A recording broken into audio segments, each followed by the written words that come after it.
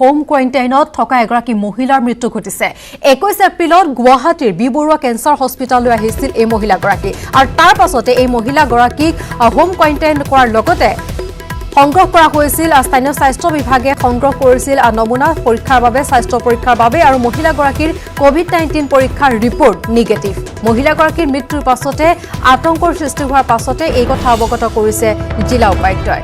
বটদ্ৰৱাৰ বৰহিছা গাঁৱত সংঘটিত হৈছে এই ঘটনা। মৃত মহিলাগৰাকীৰ নাম হৈছে নিৰুপ্ৰভা বৰা। নগাঁও জিলাৰ বটদ্ৰৱাত হোম কোৱাৰেণ্টাইনত থকা এগৰাকী মহিলাৰ মৃত্যু হৈছে। 21 এপ্ৰিলত গুৱাহাটীৰ বি বৰুৱা কেঞ্চাৰ হস্পিটাললৈ আহিছিল মহিলাগৰাকী আৰু তাৰ পাছতে মহিলাগৰাকীক হোম কোৱাৰেণ্টাইন কৰাৰ লগতে তেওঁৰ নমুনা সংগ্ৰহ কৰিছিল স্থানীয় স্বাস্থ্য বিভাগে। মহিলাগৰাকী কোভিড-19 পৰীক্ষাৰ ৰিপৰ্ট নিগেটিভ। যিহেতু মহিলাগৰাকীৰ মৃত্যুৰ পাছতে আতংকৰ সৃষ্টি হৈছে স্বাভাৱিকতে আৰু এই আতংকৰ সৃষ্টি হোৱাৰ পাছতে জিলা উপায়ুক্তই অৱগত কৰিছে এই কথা যে মৃত্যু হোৱা মহিলাগৰাকীৰ কোভিড-19 পৰীক্ষাৰ report negative.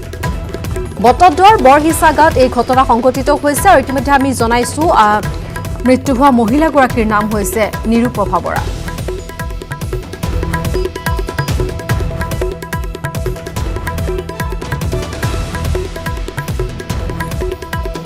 News 18 Assam north ইষ্টৰ দৰ্শকক আমি জনাইছো নগাঁৱত সংঘটিত হোৱা এই ঘটনা সন্দৰ্ভত। নগাঁৱত যিহেতু ইতিমধ্যে এগৰাকী হোম কোৱাৰেণ্টাইনত থকা মহিলাৰ মৃত্যুমুখত পৰিছে, কিন্তু যিহেতু এই মৃত্যুৰ পাছতে মহিলাগৰাকীৰ মৃত্যুৰ পাছতে অঞ্চলটোত আতংকৰ সৃষ্টি হৈছিল, তাৰ পাছতে জিলা উপায়ুক্তই সকলোকে আশ্বস্ত কৰিছে যে আতংকৰ কোনো কথা নাই, চিন্তা কৰিব নালাগে। যিহেতু মহিলাগৰাকীৰ যি কোভিড-19 টেষ্টৰ ৰিজাল্ট যিহেতু সেয়া ওলাইছে ৰিপৰ্টত কোভিড-19 নিগেটিভ বুলি।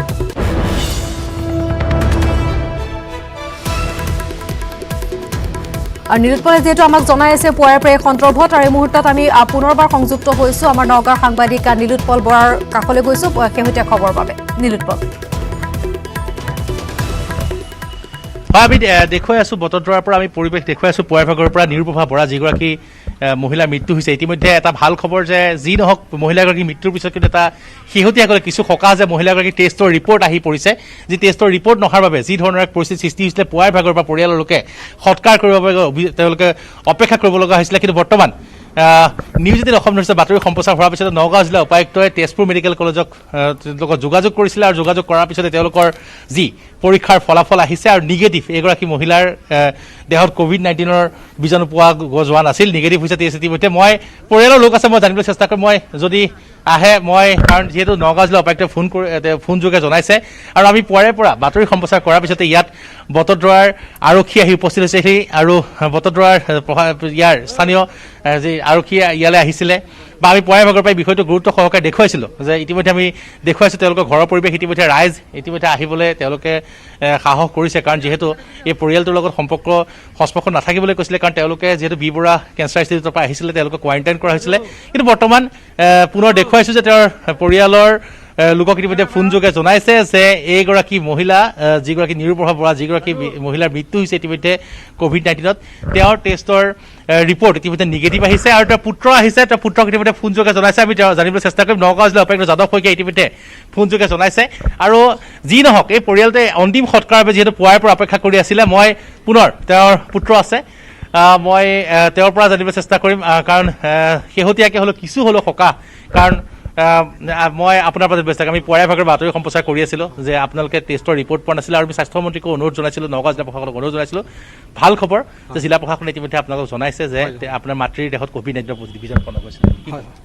ভাল লাগিছে, এতিয়া অন্তত ৰাইজখিনিও পাইছোঁ, যদিও মাতৃক হেৰুৱালোঁ তথাপি ৰাইজখিনিও পাইছোঁ, ভাল লাগিছে।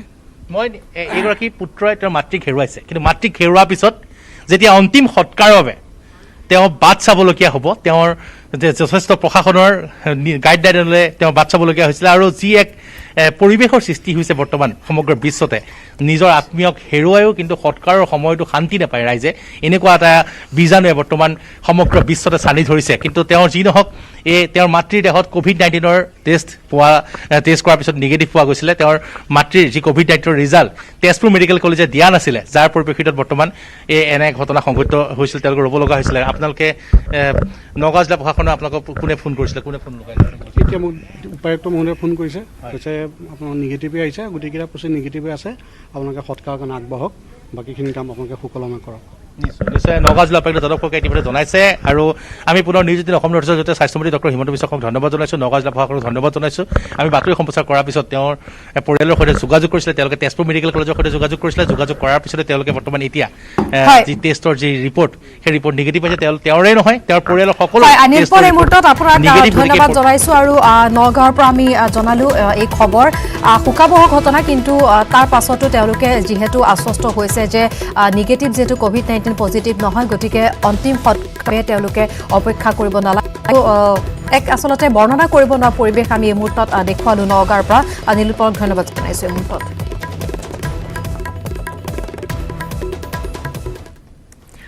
3029 গৰাকীলৈ বৃদ্ধি হৈছে ভাৰতত কৰোনাত মৃত লোকৰ সংখ্যা বিগত 24 ঘণ্টাত ভাৰতত 157 জন লোকৰ মৃত্যু ঘটিছে দেওবাৰে পুৱা 8 বজালৈ মৃত্যু হোৱা লোকৰ সংখ্যা আছিল 2872 জন 1 লাখ হোৱাৰ দিশে ভাৰতত কৰোনা সংক্ৰমিতৰ সংখ্যা এই পৰ্যন্ত ভাৰতত 96169 জন লোকৰ দেহত মহামাৰী কৰোনা মহাৰাষ্ট্ৰত সৰ্বাধিক 1198 জন লোকৰ মৃত্যু ঘটিছে শেহতীয়া খবৰ আমি জনাইছোঁ ভাৰতত 3029 গৰাকীলৈ বৃদ্ধি হৈছে কৰোনাত মৃত লোকৰ সংখ্যা বিগত 24 ঘণ্টাত ভাৰতত 157 জন লোকৰ মৃত্যু হৈছে দেওবাৰে পুৱা 8 বজালৈ মৃত্যু হোৱা লোকৰ সংখ্যা আছিল 2872 জন 1 লাখ হোৱাৰ দিশে ভাৰতত কৰোনা সংক্ৰমিতৰ সংখ্যা এই পৰ্যন্ত ভাৰতত 96169 জনৰ দেহত মহামাৰী কৰোনা মহাৰাষ্ট্ৰত সৰ্বাধিক 1198 জন লোকৰ মৃত্যু ঘটিছে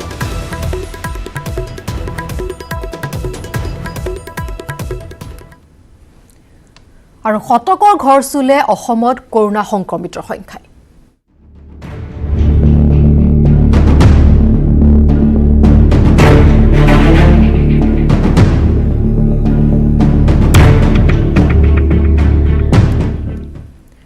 আৰু শতকৰ ঘৰত অসমত কৰোনা সংক্ৰমিতৰ সংখ্যা বহিৰাজ্যৰ পৰা অহা আন 3 জন লোক সংক্ৰমিত 2 জন মুম্বাই আৰু এজন বিহাৰৰ পৰা আহিছিল টুইটাৰ যোগে এই কথা জনাইছে স্বাস্থ্যমন্ত্ৰী ডক্টৰ হিমন্ত বিশ্ব শৰ্মাই মহানগৰীৰ সৰুসজাই কোৱাৰেণ্টাইন চেণ্টাৰত আছে সংক্ৰমিত কেইজন 100 লৈ বৃদ্ধি হৈছে অসমত কৰোনা সংক্ৰমিত লোকৰ সংখ্যা আৰু বহিৰাজ্যৰ পৰা অহা আন 3 জন লোকৰ দেহত যেহেতু শেহতীয়াকৈ COVID-19 পজিটিভ পোৱা গৈছে সংক্ৰমিত হৈছে 2 জন মুম্বাইৰ পৰা অহা আৰু এজন বিহাৰৰ পৰা অহা লোক টুইটাৰ যোগে স্বাস্থ্যমন্ত্ৰী ডক্টৰ হিমন্ত বিশ্ব শৰ্মাই জনাইছে এই কথা আৰু বৰ্তমান মহানগৰীৰ সৰুসজাই কোৱাৰেণ্টাইন চেণ্টাৰত আছে সংক্ৰমিত কেইজন 100 লৈ বৃদ্ধি হৈছে 3 জনক লৈ অসমত কৰোনা সংক্ৰমিত লোকৰ সংখ্যা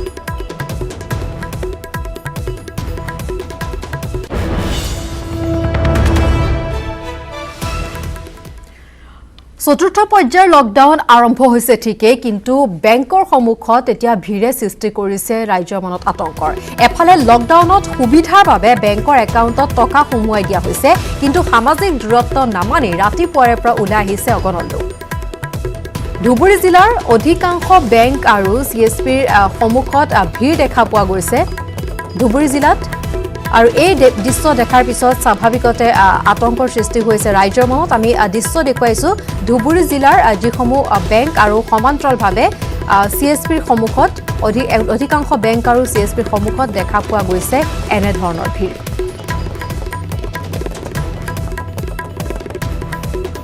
স্বাভাৱিকতে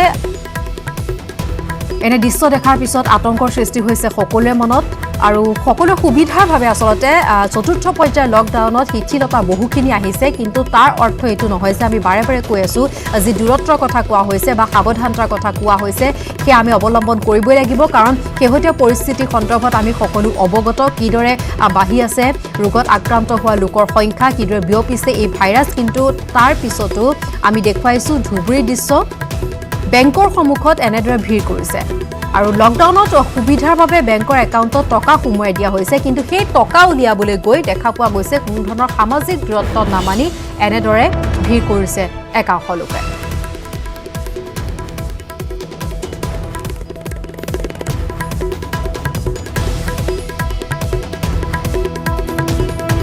ধুবুৰীৰ পৰিৱেশ আমি দেখুৱাইছোঁ আৰু আমি জনাইছোঁ কেৱল ধুবুৰী নহয় ৰাজ্যৰ কেইবাটাও স্থানত আচলতে এনে দৃশ্য দেখা পোৱা গৈছে, যাৰ বাবে চৰকাৰ প্ৰশাসনৰ ফালৰ পৰা সমান্তৰালভাৱে নিউজ 18 অসম নৰ্থ ইষ্টৰ ফালৰ পৰা আমি সকলোকে বাৰে বাৰে আহ্বান জনাই আছোঁ।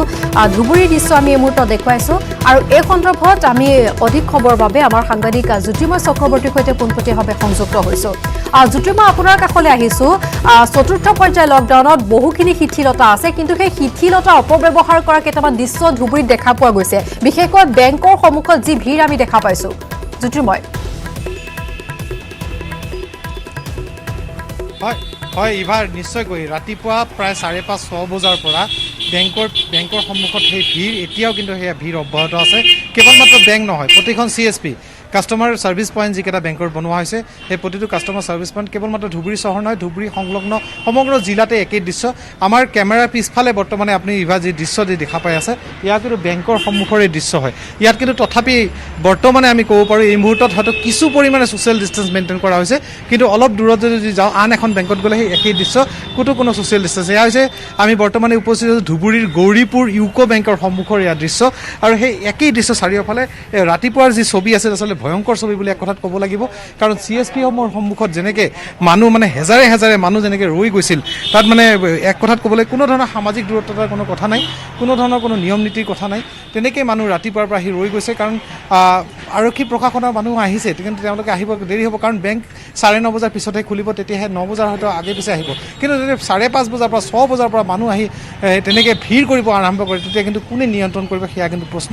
আৰু কাষৰ যিবিলাক দোকান পোহৰ আছে, যিবিলাক চৰকাৰী আজি চতুৰ্থ পৰ্যায়ৰ লকডাউনৰ ক্ষেত্ৰত যি নিয়ম কানুন খুলি দিছে, যে দোকানসমূহ খুলিব, সেই দোকানসমূহ খুলিবলৈ ভয় কৰিছে। কাৰণ ইমান সংখ্যাত মানুহ বেংকৰ কাৰণে ওলাই আহিছে যে ছাইডৰ দোকানবোৰ, বেংকৰ ছাইডে আশে পাশে থকা দোকানবোৰ তেওঁলোকে বৰ্তমান দোকান খুলিবলৈ ভয় কৰা এটা অৱস্থা হৈছে। ইভা।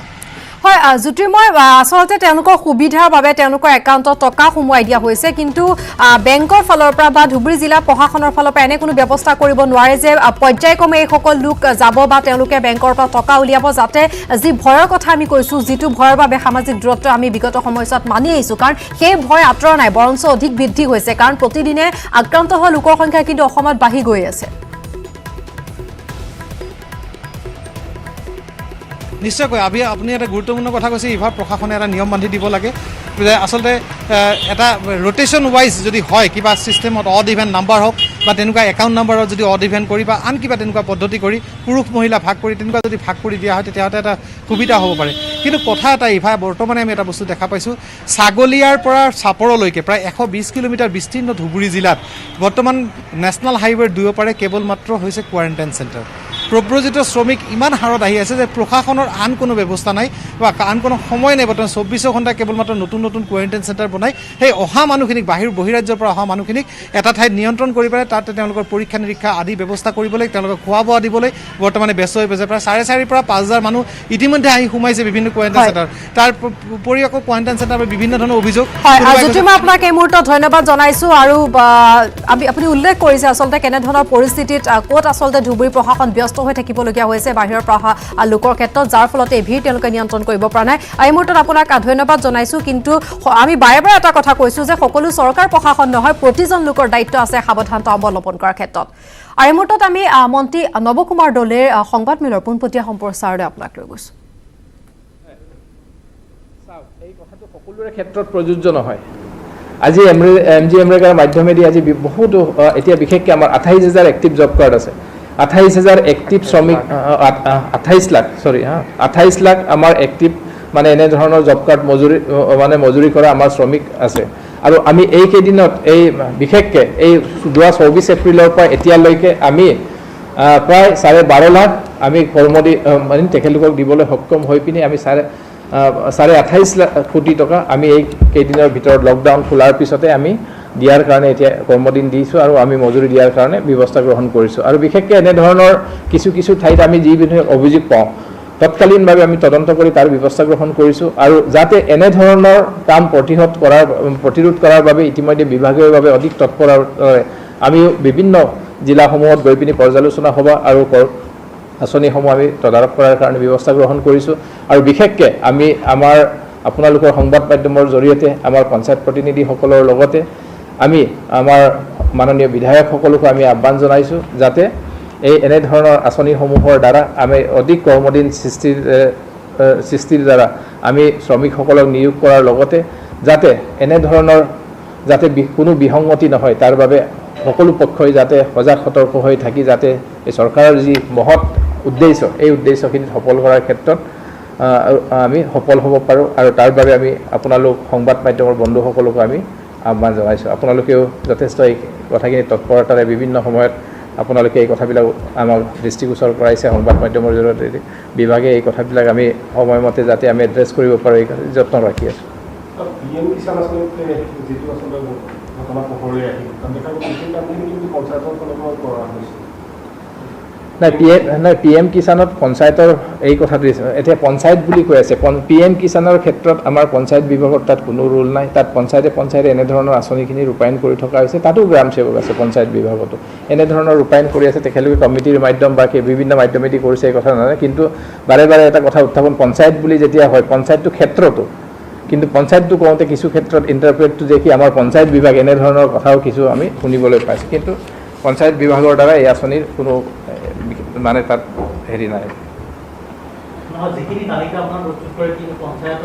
নাই পঞ্চায়ত এৰিয়াৰ মাধ্যমত হিতাধিকাৰী তালিকাভুক্ত কৰাটো তেখেতলোকে মাধ্যমটো কিন্তু আমাৰ তাত একো মানে আমাৰ হেৰিয়ে তাত জড়িত নহয় নাই পঞ্চায়ত কিছু ক্ষেত্ৰত পঞ্চায়ত প্ৰতিনিধি বা বিভিন্ন ধৰণৰ এনেধৰণৰ ব্যৱস্থাৰ মাধ্যমেদি কৰে চাগে কিন্তু পঞ্চায়ত বিভাগৰ জৰিয়তে এই বিষয়টোত মানে আমাৰ জড়িত নহয় কোনোবা পঞ্চায়ত প্ৰতিনিধিৰ মাধ্যমেদি কিছু আঁচনি ৰূপায়ণ বিভিন্ন বিভাগে ৰূপায়ণ কৰে এইটো বেলেগ সুকীয়া বিষয় কিন্তু পঞ্চায়ত বিভাগৰ যিসকল বিভাগ হিচাপে বিষয়া কৰ্মচাৰীসকলক জড়িত কৰি এই বিষয়টোত আমাৰ একো মানে তাত মানে হেৰি নাই জড়িত নাই আমাৰ এইটো বিষয়ে নহয় এইটো যিহেতু কৃষি বিভাগৰ আঁচনি গতিকে এই কথাটো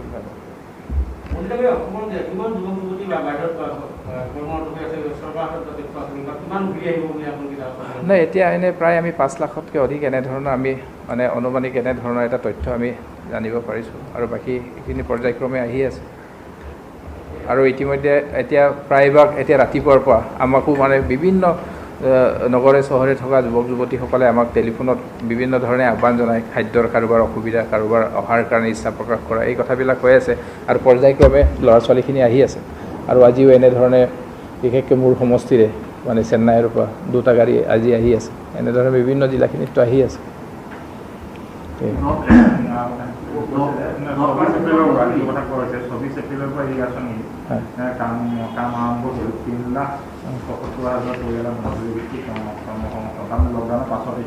লকডাউনৰ পিছত মানে কিয় কি লকডাউনৰ আগততো মানে কাম চলিয়ে আছিলে কিন্তু মাজত সামূহিকভাৱে বন্ধ হৈ গৈছিল যেতিয়া মানে 24 তাৰিখে যেতিয়া ভাৰত চৰকাৰে আমাক ক'লে যে কি পঞ্চায়ত আৰু গ্ৰাম উন্নয়ন বিভাগৰ যিখিনি MGMৰেগাৰ আঁচনিসমূহ যাতে সামাজিক দূৰত্ব আৰু মানে আমাৰ মাস্ক পৰিধান কৰি চেনিটাইজ কৰি পিনি কাম কৰাৰ অনুমতি প্ৰদান কৰিছে তাৰপিছত আমি এই কামখিনি কৰি থকা হৈছে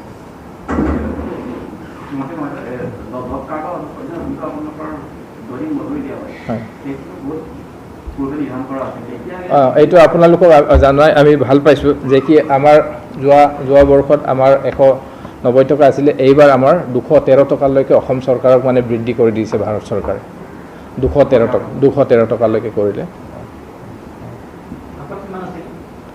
119 বা বিভিন্ন পৰ্যায়ত অলপ অলপকৈ বাঢ়ি থাকে ফ্লাকচুৱেট হৈ থাকে কিন্তু 193 লাষ্টত হৈছিলে 193 হ'ল 93 পৰা এইবাৰ মানে আমাক 213 টকালৈকে এই বছৰ এই বিত্তীয় বৰ্ষত আমাক বৃদ্ধি কৰি দিছে ঠিক আছে থেংক ইউ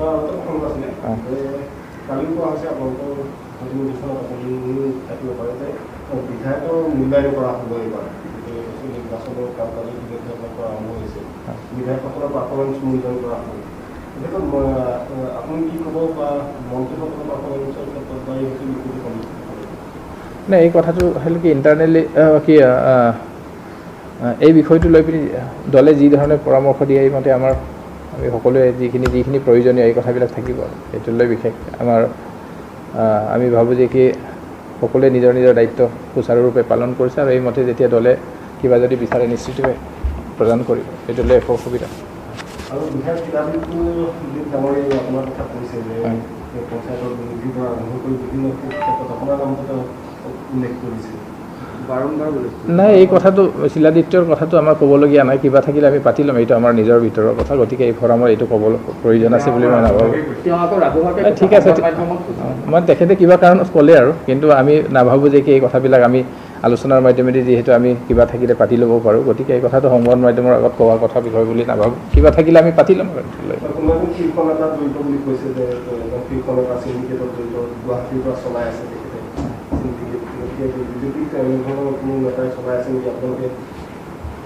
এই কথাটো আমি নাজানিম তেখেতে কি কৰে আৰু তেখেতৰ কথা আৰু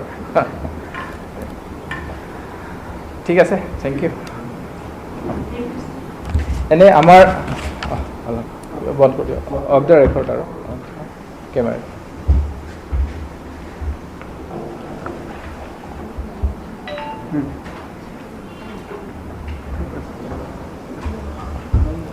মানে আমাৰ লাইটটো বন্ধ এনে আপোনালোকক আমি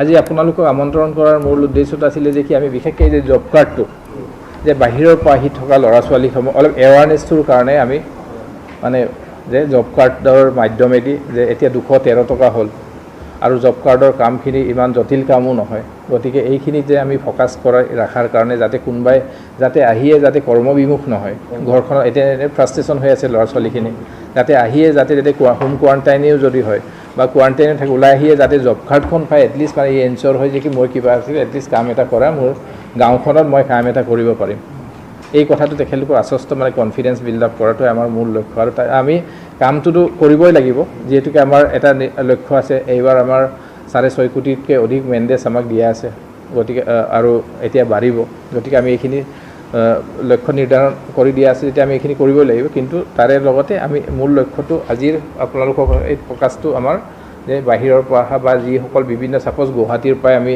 বিভিন্ন জিলাসমূহত গৈ ইয়াৰ বহুত শ্ৰমিক আছে গাঁৱলৈ ঘূৰি গৈছেগৈ তাত কি কৰিম কি নকৰিম এই কথাবিলাক লৈ অলপ মানে প্ৰপাৰ গাইডেঞ্চটো নাথাকে গতিকে এই জব কাৰ্ডটো মানে আমাৰ মেইন ফ'কাছটো মানে আৰু মাননীয় মুখ্যমন্ত্ৰী ডাঙৰীয়া থাকে আমি খালি 10:30 বজালৈকে আমি কথা পাতিলোঁ গোটেই বিষয়খিনি কেনেধৰণৰ কথা আকৌ এতিয়া মানে যোৱাকালি বাজেটত লাষ্ট বাজেটটো 40,000 কোটি টকা আকৌ পুনৰ মানে বৃদ্ধি কৰাৰ কথাটো মানে MGMৰেগাৰ ক্ষেত্ৰত গতিকে এইটো স্ক'পটো আমাৰ বহুতখিনি আছে মানে আৰু তাৰে লগতে আমাৰ বিশেষকৈ স্কিল যিসকল মানে ৰাজমিস্ত্ৰীৰ ক্ষেত্ৰত আমি এতিয়া প্ৰধানমন্ত্ৰী আৱাস যোজনা ঘৰটো 2022 চনৰ ভিতৰত গোটেই ভাৰতবৰ্ষত প্ৰধানমন্ত্ৰী হিচাপে দিয়াৰ কাৰণে কৰিছে আমাকো টাৰ্গেট দিছে আমাৰো কাম কৰি আছে কিন্তু মানে স্কিল মানে আমাৰ যিখিনি ৰাজমিস্ত্ৰী নাই গাঁওসমূহত মানে যিমানখিনি ৰাজমিস্ত্ৰী আছে যোগালী আছে এইবিলাক বাহিৰত কাম কৰি থাকে এইকাৰণে এতিয়া ৰাজমিস্ত্ৰীৰ কাৰণে বহুত জেগাত মানে মানে কামটো শ্ল' হৈ থাকে এতিয়া এই ৰাজমিস্ত্ৰীসমূহ নিজৰ গাঁওখিনিত গুচি গৈছেগৈ যে ঘৰ বনোৱা যিখিনি মিস্ত্ৰী আছে গতিকে এই মিস্ত্ৰীসমূহ তাত পাৰ্টিচিপেট কৰিব পাৰে ঘৰ বনোৱাৰ ক্ষেত্ৰত এই কথা লৈ পিনে অলপমান আমাৰ এই কথাটো অলপ এৱাৰনেছটো আপোনালোকে অলপমান চাই দিলে ভাল হ'ব নে পঞ্চায়ত অফিচ আহিছো এই মুহূৰ্তত এটা ব্ৰেকিং নিউজ ওলাইছে সেয়া হৈছে 102গৰাকীলৈ বৃদ্ধি হৈছে কৰোনা সংক্ৰমিত লোকৰ সংখ্যা যোৰহাটত নতুনকৈ সংক্ৰমিত হৈছে 2জন আৰু ইয়াৰ পূৰ্বে আমি জনাইছিলোঁ 100 ঘৰ চুইছিলে নতুনকৈ 3জন আক্ৰান্ত হৈছিলে কিন্তু পুনৰ বৃদ্ধি পাইছে কৰোনা সংক্ৰমিত লোকৰ সংখ্যা 102জনলৈ বৃদ্ধি হৈছে কৰোনা সংক্ৰমিত লোকৰ সংখ্যা আৰু বৃদ্ধি হৈছে 102জনলৈ আৰু যোৰহাটত নতুনকৈ সংক্ৰমিত হৈছে এই 2জন লোক পুনৰবাৰ জনাব বিচাৰিছোঁ অসমত কৰোনা সংক্ৰমিত লোকৰ সংখ্যা পুনৰ 2জন বৃদ্ধি হৈছে 102জনলৈ বৃদ্ধি পাইছে কৰোনা সংক্ৰমিত লোকৰ সংখ্যা যোৰহাটত নতুনকৈ সংক্ৰমিত হৈছে 2জন লোক শেহতীয়া খবৰ যোৰহাটৰ পৰা আহিছে যোৰহাটত নতুনকৈ 2জন লোক সংক্ৰমিত হৈছে বুলি জানিব পৰা গৈছে আৰু এই 2জন লোকক লৈ এতিয়ালৈকে অসমত কৰোনা সংক্ৰমিত লোকৰ সংখ্যা হৈছে 102জন আৰু যেহেতু যোৰহাটত উজনি অসমৰ বহু স্থানলৈ বাহিৰৰ পৰা অহা লোকসকল বা অন্যান্য স্থানৰ পৰা অহা লোকসকলক কোৱাৰেণ্টাইন কৰি ৰখা হৈছিল আৰু এই শেহতীয়াভাৱে যোৰহাটৰ যি 2জন লোকৰ কথা খবৰ আহিছে সেই 2জন কোৱাৰেণ্টাইন চেণ্টাৰত আছিল বুলি জানিব পৰা গৈছে যোৰহাটত কোৱাৰেণ্টাইন হৈ আছিল এই 2জন লোক আৰু এই 2জন লোকক লৈ এতিয়ালৈকে অসমত 102জনলৈ বৃদ্ধি হৈছে কৰোনা সংক্ৰমিত লোকৰ সংখ্যা আৰু এই কথা জনাইছে স্বাস্থ্যমন্ত্ৰী ডক্টৰ হিমন্ত বিশ্ব শৰ্মাই টুইট যোগে তেওঁ অৱগত কৰিছে নতুনকৈ 2জন লোক আক্ৰান্ত হোৱাৰ খবৰ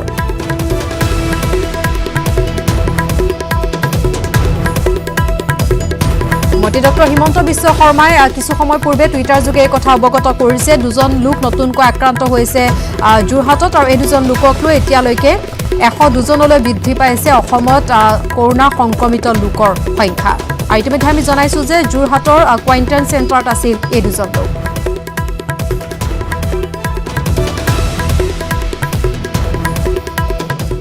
আৰু এই সন্দৰ্ভত খবৰ জনাই থাকিম এটা বিৰতিৰ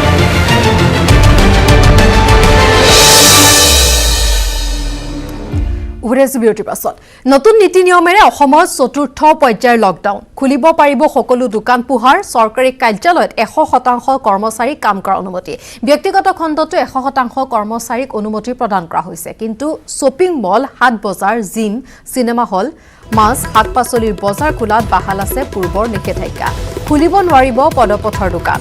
চৰকাৰী নীতি নিৰ্দেশনা অমান্য কৰিলে শাস্তিৰ সন্মুখীন হ'ব প্ৰতিষ্ঠানৰ গৰাকী।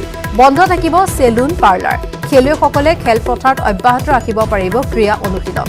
বন্ধ থাকিব মন্দিৰ, মছজিদ, সামাজিক অনুষ্ঠান, উৎসৱ পাৰ্বণ। কণ্টেইনমেণ্ট জোনত বলত থাকিব ৰাজ্য চৰকাৰৰ নিৰ্দেশনা। আৰু এতিয়াৰ পৰা ৰেড জোন ঘোষণাৰ ক্ষেত্ৰত ৰাজ্য চৰকাৰে ল'ব সিদ্ধান্ত। এখন জিলাত 200ৰ অধিক লোক কৰোনা সংক্ৰমিত হ'লে ৰেড জোন হিচাপে চিহ্নিত হ'ব জিলাখন। যান বাহন চলাচলৰ ক্ষেত্ৰত বাহাল থাকিব পূৰ্বৰ নীতি। এখন বাহনত উঠিব পাৰিব 50% যাত্ৰী। দুচকীয়া আৰু চাৰিচকীয়া বাহনত পূৰ্বৰ নিয়ম বাহাল থাকিব। আন্তঃজিলা যাতায়াতৰ ক্ষেত্ৰতো বাহাল থাকিব একেই নিয়ম। School, colleges, educational institution, training, coaching institutions এইবিলাক সকলোবিলাক বন্ধ থাকিব except distance learning. Hotels, restaurant আৰু বাকী যিবোৰ হস্পিটেলিটি ছাৰ্ভিচেছ আছে সেইবিলাক সকলো বন্ধ থাকিব এক্সেপ্ট হোম ডেলিভাৰী যিটো আছিলে আগতে সেইটো থাকিব। Cinema hall, shopping moles, gymnasium, swimming pool, entertainment parks এইবিলাক বন্ধ থাকিব। কিন্তু স্পৰ্টছৰ ক্ষেত্ৰত এটা নতুন ইনষ্ট্ৰাকশ্যন আহিছে যে স্পৰ্টছ কমপ্লেক্সেছ আৰু ষ্টেডিয়ামবিলাক খুলি দিয়া হ'ব, কিন্তু স্পেক্টেটৰ্ছ থাকিব নোৱাৰিব। স্পৰ্টছমেন, স্পৰ্টছ উইমেনে তেওঁলোকে প্ৰেক্টিছ কৰিব পাৰিব বা খেলিব পাৰিব। বাকী social gathering, political, sports, entertainment, academic, cultural, religious function যিবোৰ আছে সেইবোৰ সকলোবিলাক আগৰ নিচিনাকৈ বন্ধ থাকিব। ৰিলিজিয়াছ প্লেচত আৰু প্লেচ অফ ৱৰ্শ্বিপ এইবিলাক সকলো বন্ধ থাকিব। দ্বিতীয়তে আপোনালোকে জানে অসমত আমি যোৱা 15 দিনৰ 6 PM to 6 AM আমি বন্ধ ৰাখিছিলোঁ, কাৰ্ফিউ আছিলে। এতিয়া সেইটো চেঞ্জ কৰি যিটো নেশ্যনেল অৰ্ডাৰ আছে, যিটো গভৰ্ণমেণ্ট অফ ইণ্ডিয়া অৰ্ডাৰ আছে সেইমতে 7 PM to 7 AM বন্ধ থাকিব নাইট কাৰ্ফিউটো। বাকী ৰেষ্ট্ৰিকশ্যন যিবিলাক আগতে আছিলে 65 years আৰু 10 yearsৰ তলত 65 yearsৰ ওপৰত মানুহৰ ঘূৰা পকা, প্ৰেগনেণ্ট উইমেন বা সেইবিলাক সকলো ধৰণৰ বন্ধ থাকিব। তেওঁলোক ঘৰত থকাটো বিচাৰিছে। আৰু গভৰ্ণমেণ্ট অফ ইণ্ডিয়া হেল্থ ডিপাৰ্টমেণ্টৰ ফালৰ পৰা এটা ইনষ্ট্ৰাকশ্যন এইটোৱেই যে ষ্টেট গভৰ্ণমেণ্টে যিটো আগতে ৰেড জোন, অৰেঞ্জ জোন আৰু গ্ৰীণ জোনৰ কথা আছিলে সেই কথাটো ষ্টেট গভৰ্ণমেণ্টৰ ওপৰত এৰি দিছে। তেওঁলোকে কিছুমান ডাইৰেক্টিভ দি দিছে।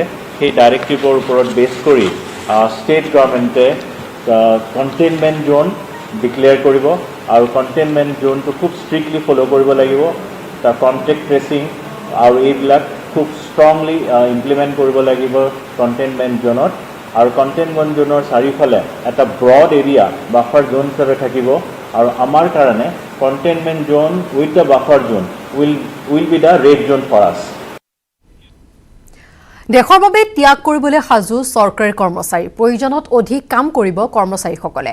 কাৰ্যালয়ত অধিক সময় কাম কৰাৰ প্ৰতিশ্ৰুতি। 100% কৰ্মচাৰীক কাম কৰাত অনুমতি প্ৰদানত সন্তুষ্টি প্ৰকাশ কৰিছে কৰ্মচাৰীসকলে। আৰু এয়া চৰকাৰী কৰ্মচাৰীসকলৰ মন্তব্য। তেওঁলোকে কৈছে যে প্ৰয়োজনত তেওঁলোকে অধিক কাম কৰিবলৈ সাজু, কাৰ্যালয়ত অধিক সময় কাম কৰাৰ প্ৰতিশ্ৰুতি।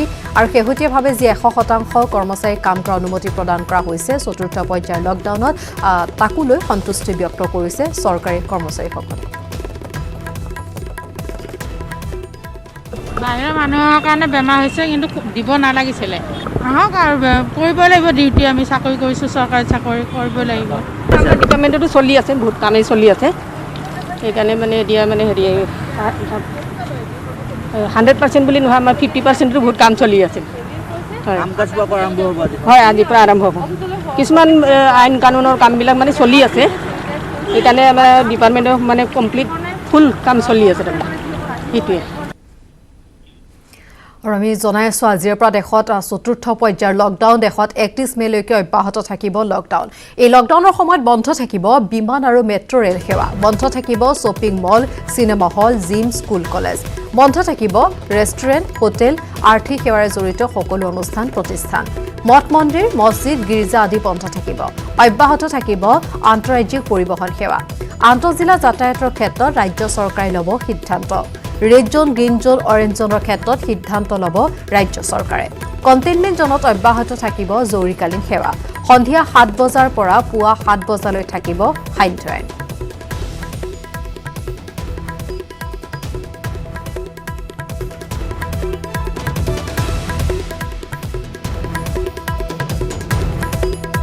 জনাই আছোঁ চতুৰ্থ পৰ্যায়ৰ লকডাউনত কি শিথিলতা আহিছে বা পূৰ্বৰ কি নীতি নিয়ম বাহাল আছে আৰু দেখা গৈছে আংশিক সাল সলনিৰে আৰম্ভ হৈছে চতুৰ্থ পৰ্যায়ৰ লকডাউন আৰু এই চতুৰ্থ পৰ্যায়ৰ লকডাউন অব্যাহত থাকিব 31 মেলৈকে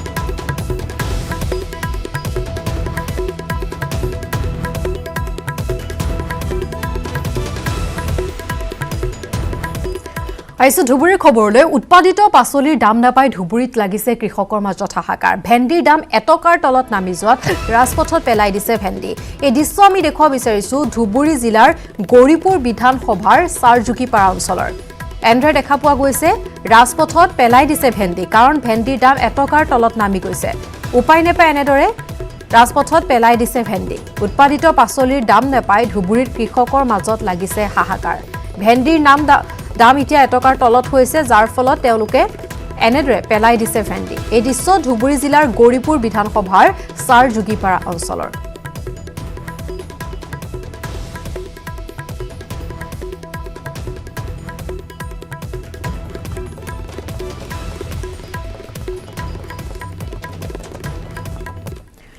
কৰোনাৰ বিৰুদ্ধে যুঁজ দি জয়ী হোৱা লণ্ডনৰ এগৰাকী চিকিৎসকে জনাইছে কিদৰে কৰোনা সংক্ৰমিত হৈও সঠিক চিকিৎসা আৰু সাৱধানতাৰে তেওঁ কোভিড-19ক পৰাভূত কৰিবলৈ সক্ষম হৈছে বাৰ্মিংহামৰ এখন চিকিৎসালয়ত কৰ্তব্যৰত ডাক্তৰ দিতিমা গায়ন নামৰ চিকিৎসকগৰাকীয়ে কৰোনা সংক্ৰমিত ৰোগীৰ চিকিৎসা কৰি থকাৰ সময়তে তেওঁ গালৈ এই ভাইৰাছ সংক্ৰমিত হয় পৰৱৰ্তী সময়ত নিজকে কোভিড-19 মুক্ত কৰাৰ লগতে ডাক্তৰ গায়নে পুনৰ কৰ্তব্য সমাপন কৰি আছে লণ্ডন নিবাসী এইগৰাকী চিকিৎসকৰ কৰোনা বিৰোধী যুঁজ বহুতৰ বাবে প্ৰেৰণাদায়ক লণ্ডনৰ সাংবাদিক হীৰামণি শৰ্মাৰ সৈতে হোৱা কথোপকথনত ডাক্তৰ গায়নে প্ৰকাশ কৰিছে যে তেওঁৰ কৰোনা বিৰোধী যুঁজৰ সবিশেষ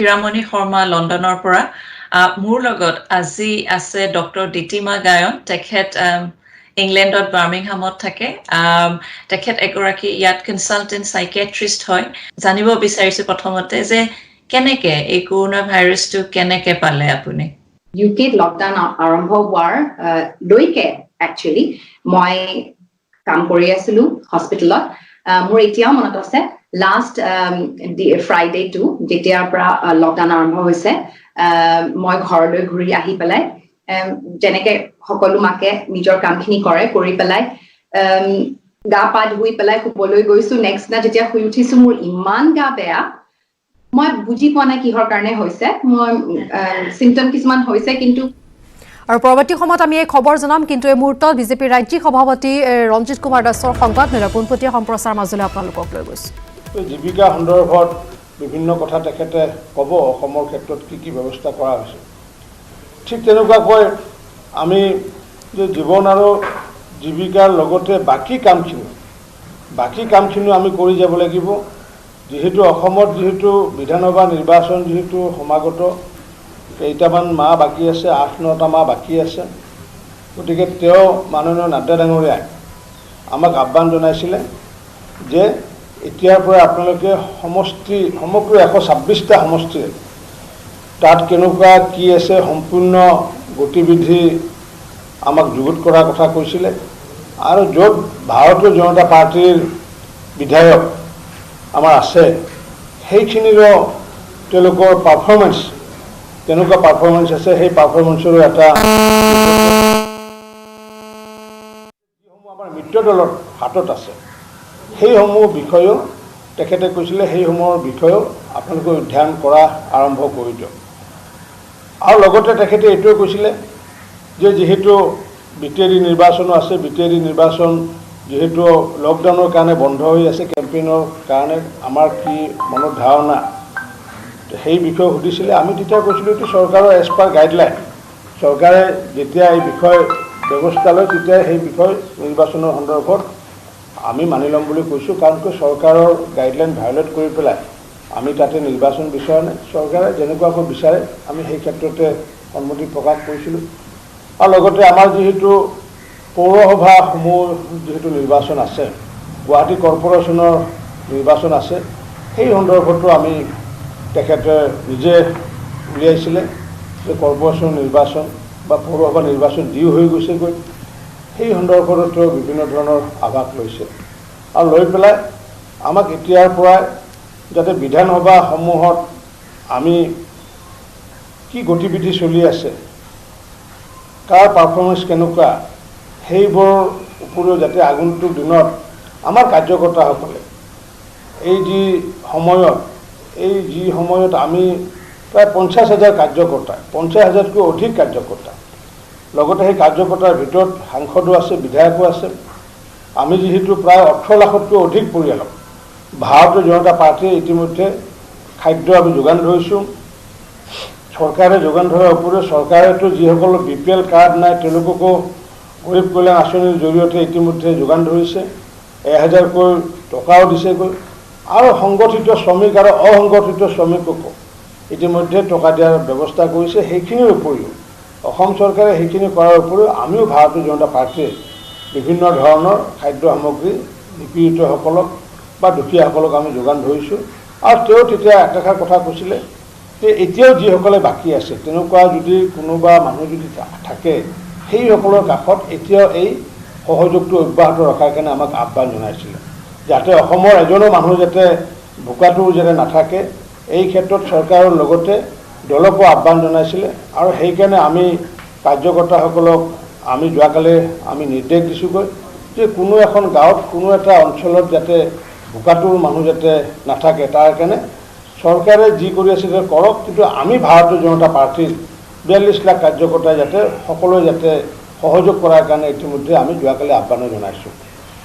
আৰু এই যি ৰিপৰ্ট কাৰ্ডৰ ইতিমধ্যে কথা কৈছিলে, তেতিয়া আমি এটা কথা কৈছিলোঁ যে ইতিমধ্যে আমি কাৰ্যকৰ্তাৰ ৰিপৰ্ট কাৰ্ড ইতিমধ্যে আমি প্ৰস্তুত কৰিছোঁ। আপোনালোকে নিশ্চয় জানে আমি এটা বিশেষ লিংক যোগে পেলাই আমি তেতিয়া যিকোনো কাৰ্যকৰ্তা, তেওঁ সাংসদেই হওক বা বিধায়কেই হওক বা ৰাজ্যিক বিষয়ববীয়া হওক বা জিলা বিষয়ববীয়াই হওক, যিকোনো কাৰ্যকৰ্তাৰ পাৰফৰ্মেঞ্চ কেনেকুৱা চলি আছে সেই সন্দৰ্ভত ইতিমধ্যে আমি কেইমাহমান আগতে এটা সমীক্ষা এটা চলাইছিলোঁ। আৰু সেই সমীক্ষাত প্ৰায় আমি অনলাইন যোগে 1,85,000 মানুহে, অকল বিজেপিৰ কাৰ্যকৰ্তা নহয়, কাৰণ যিহেতু 126টাত চলাইছিলোঁ, 1,85,000 মানুহে আমাক ফিডবেক দিছে।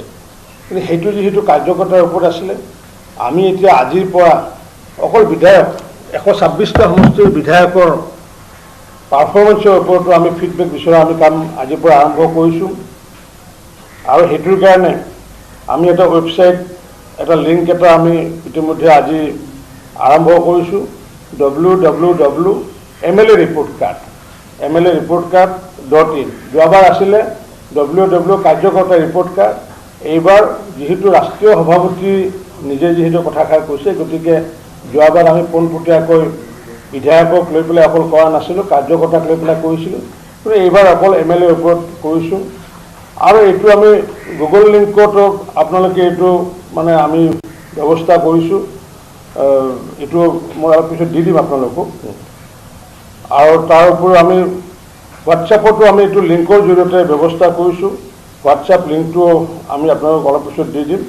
আৰু আপোনাৰ হোৱাটছএপত আপোনালোকে মিছ কল দি পেলাই, মিছ কল দিয়াৰ লগে লগে লিংক পাই যাব। এইটো হোৱাটছএপ নাম্বাৰটো হৈছে 8011126043। I repeat again, 8011126043।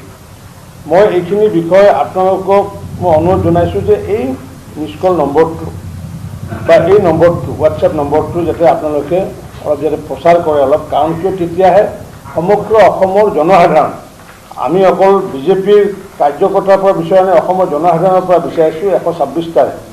গতিকে এই 126টাৰ আমি যি হেৰি বিচাৰিছোঁ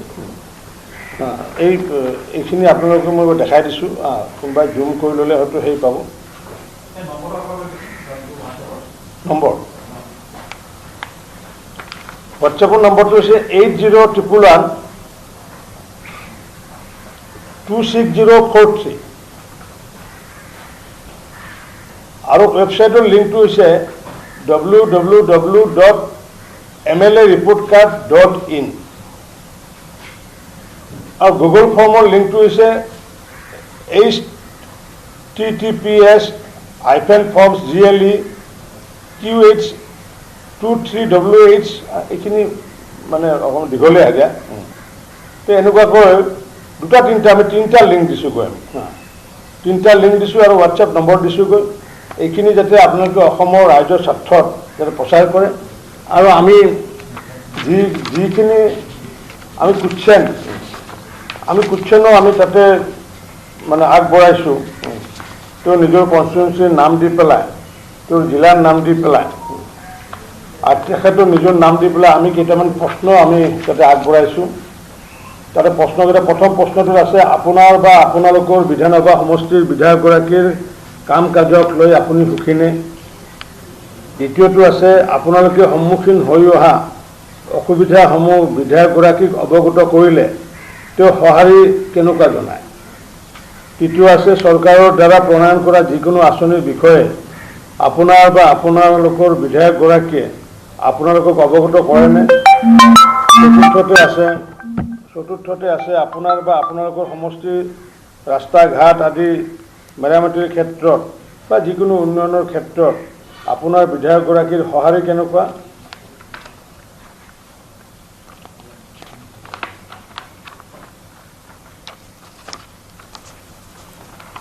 আপোনাৰ দৃষ্টিত আপোনাৰ সমষ্টিৰ আটাইতকৈ গুৰুত্বপূৰ্ণ সমস্যাটো কি বা কোনটো বুলি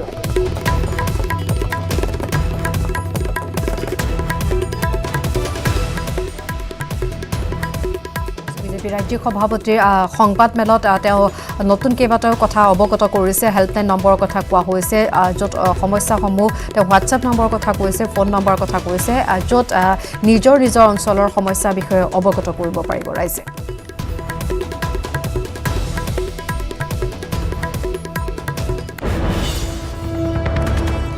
পৰৱৰ্তী খবৰ, সোণাৰীত স্বাস্থ্যকৰ্মীক দুৰ্ব্যৱহাৰ কৰি আটক কৰা হৈছে। মহামাৰী কৰোনা বিৰোধী যুঁজৰ সময়তে আটক হৈছে দুই ব্যক্তি।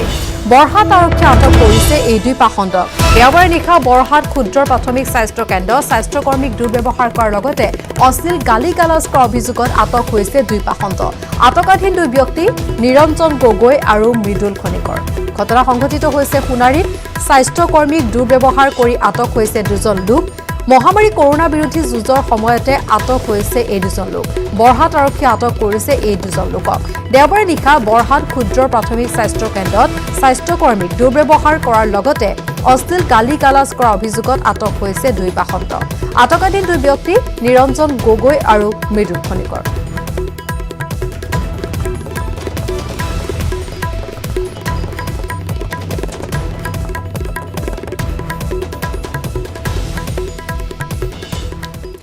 লকডাউন অব্যাহত থকাৰ সময়তে ডিব্ৰুগড় জিলাৰ উলটন চাহ বাগিচাত বাঘৰ আতংক। দীৰ্ঘদিন ধৰি অঞ্চলটোত সন্ত্ৰাসৰ সৃষ্টি কৰি থকা এটা নাহৰ ফুটুকী আজি পুৱাৰ ভাগত ডিব্ৰুগড় আঞ্চলিক বন বিভাগে পিঞ্জৰাবদ্ধ কৰিবলৈ সক্ষম হয়। পিঞ্জৰাবদ্ধ বাঘটোৱে চাহ বাগিচাৰ শ্ৰমিকৰ ঘৰত থকা পোহনীয়া পশুধন ভক্ষণ কৰি অঞ্চলটোত এক আতংকময় পৰিৱেশৰ সৃষ্টি কৰিছিল। আৰু আজি পুৱাৰ ভাগত বন বিভাগে নাহৰ ফুটুকীটো পিঞ্জৰাবদ্ধ কৰি জয়পুৰ বনাঞ্চলত মুকলি কৰি দিয়ে।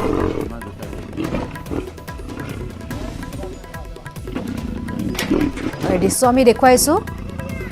আজি পুৱাৰ ভাগত ডিব্ৰুগড় আঞ্চলিক বন বিভাগে পিঞ্জৰাবদ্ধ কৰিছে এই নাহৰ ফুটুকীটো। যিহেতু বিগত সময়ছোৱাত এই নাহৰ ফুটুকীটোৱে যথেষ্ট আতংকৰ সৃষ্টি কৰি আহিছিল অঞ্চলটোত, আৰু আজি এনেদৰে পুৱাৰ ভাগতে বন বিভাগে পিঞ্জৰাবদ্ধ কৰে আৰু জয়পুৰ বনাঞ্চলত মুকলি কৰি দিয়ে। আমাৰ এই ডিকম চেঁচা উইলটনত আজিলৈকে এইটো 35 নম্বৰ আমি বাঘটো আমি ৰেস্কিউ কৰিছোঁ, উদ্ধাৰ কৰা হৈছে বেছিকেলি। নহ'লে ইয়াত গৰু ছাগলী খাই হেৰি কৰে, ৰাইজে কেতিয়াবা ৰাইজৰ হাতত মৃত্যুৰ মুখতো পৰে বহুত জেগাত। কিন্তু আমাৰ ইয়াত স্বীকৃতিপ্ৰাপ্ত, যিটো আমাৰ বন বিভাগৰ স্বীকৃতিপ্ৰাপ্ত আমাৰ লাইচেঞ্চ থকা আমাৰ কেজ আছে, সেই কেজখিনি জেগাই জেগাই বহোৱা হয়। আৰু যেতিয়াই আমি দেখোঁ যে যোন জেগাত আমাৰ ওলাইছে সেইখিনিত আমি পিঞ্জৰা পাতোঁ আৰু বাঘটো উদ্ধাৰ কৰি বন বিভাগক লগে লগে খবৰ দিয়া হয় আৰু বন বিভাগ আহি বাঘটো উদ্ধাৰ কৰি লৈ যায়। কৰোনা সংক্ৰমণৰ হটস্পটত পৰিণত হৈছে ৰাজধানী মহানগৰ। ৰাজ্যত মুঠ 102জন সংক্ৰমিতৰ ভিতৰত 39জনেই গুৱাহাটীত সংক্ৰমিত আৰু এই পৰ্যন্ত মহানগৰীৰ 13টা স্থানক কণ্টেইনমেণ্ট জ'ন হিচাপে ঘোষণা কৰিছে চৰকাৰে। কণ্টেইনমেণ্ট জ'নসমূহত বলত থাকিব চৰকাৰ প্ৰশাসনৰ কঠোৰ নীতি নিৰ্দেশনা। জৰুৰী সেৱাৰ বাহিৰে বন্ধ থাকিব সকলো কাম কাজ, বন্ধ থাকিব দোকান পোহাৰ। বাহিৰলৈ ওলাব নোৱাৰিব কণ্টেইনমেণ্ট জ'নত থকা কোনো লোক, কণ্টেইনমেণ্ট জ'নত প্ৰৱেশ কৰিব নোৱাৰিব বাহিৰৰ লোকে।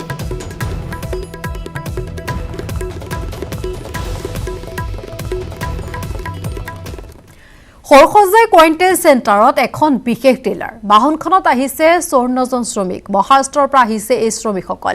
শ্ৰমিকসকলৰ ঘৰ হোজাই আৰু কৰিমগঞ্জত।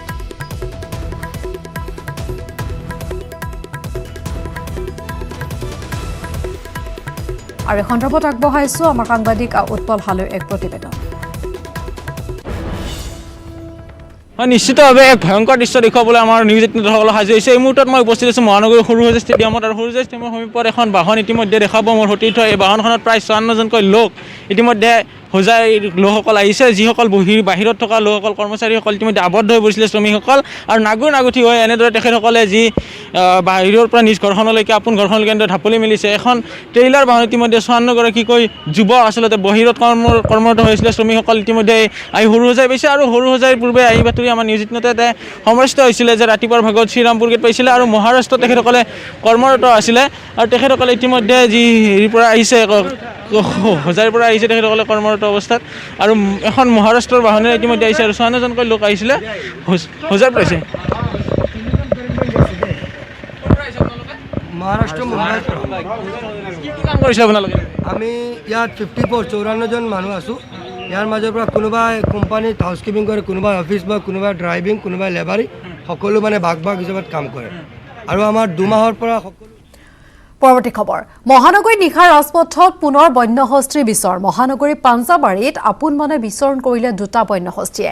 দেওবাৰে নিশা পাঞ্জাবাৰীৰ নামঘৰ পথেৰে প্ৰৱেশ কৰিছে হাতী দুটাই। হাতী দুটাই বাঘৰ বৰি হৈ কেইবাটাও পথ উপপথ বিচৰণৰ পাছত ৰাইজৰ তৎপৰতাত বন বিভাগে সেনা ছাউনীৰ গেটেৰে খেদি পঠিয়াবলৈ সক্ষম হয়।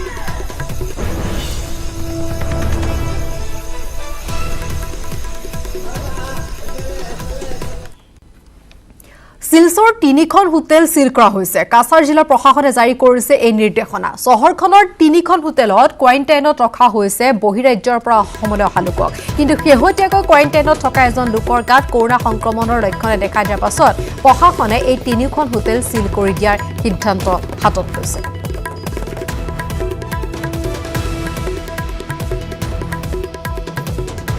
আৰু এই সন্দৰ্ভত আগবঢ়াইছো আমাৰ সাংবাদিক অনিৰুদ্ধ লস্কৰৰ এক প্ৰতিবেদন।